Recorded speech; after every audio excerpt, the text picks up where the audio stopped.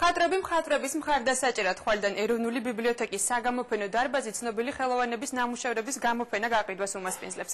ექსპოზიციიდან შემოსული თანხით კი ნიუ-იორკში გაეროს შტაბ-ბინაში დაგეგმილი აფხაზეთიდან დევნილი მხატვრების გამოფენა დაფინანსდება. ფერწერა, გრაფიკა, გობელენი და სკულპტურა. ნამუშევრები ერთი თემის მიხედვითაა შექმნილი. გამოფენა კულტურისა და ეკონომიკის სამინისტროს მხარდაჭერით იმართება. ნახეთ ჩვენი რეპორტაჟი.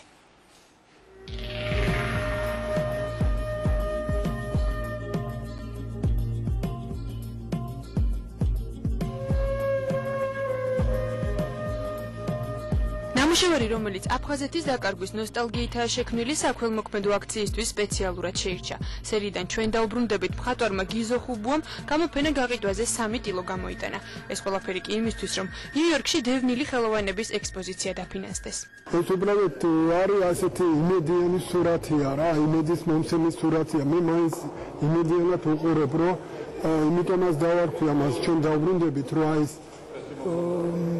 ოპტიმისტური განწყობით შევასრულა ეს სურათი.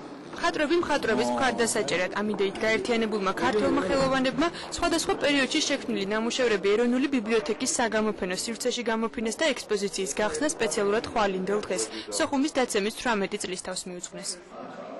კიდევ ერთხელ გვინდა ის ტკივილი შევუმსუბუქოთ აფხაზეთიდან დევნილ ბავშვებს, მხატვრებს და გაკეთდეს ეს საქმე, ეს დიდებული საქმე, რომ კიდევ ერთხელ უთხრათ, რომ ჩვენ მათ გვერდში დგავართ. ეს ერთგვარი რაღაც ჩვენი წილის გაცემა, აი გაჭირებულებისთვის, სტოლობისთვის და ასე შემდეგ.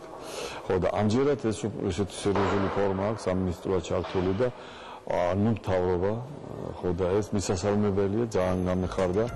დიდი ზომის ტილოები, ფერწერული და გრაფიკული ნამუშევრები. 40-მდე ქართველი მხატვრის 80-ზე მეტი ნახატი ნიუ-იორკში გაეროს შტაბ-ბინაში დაგეგმილი აფხაზეთიდან დევნილი ხელოვანების ერთობლივი გამოფენის წინამორბედი ექსპოზიციაა. გამოფენა სახელწოდებით აფხაზეთი ცოცხალია 10 მხატვრის 60 ნოსტალგიური თემატიკის ტილოს მოიცავს. საქველმოქმედო გამოფენიდან შემოსული თანხით დაფინანსდება გაეროს შტაბ-ბინაში აფხაზეთიდან დევნილი მხატვრების გამოფენა.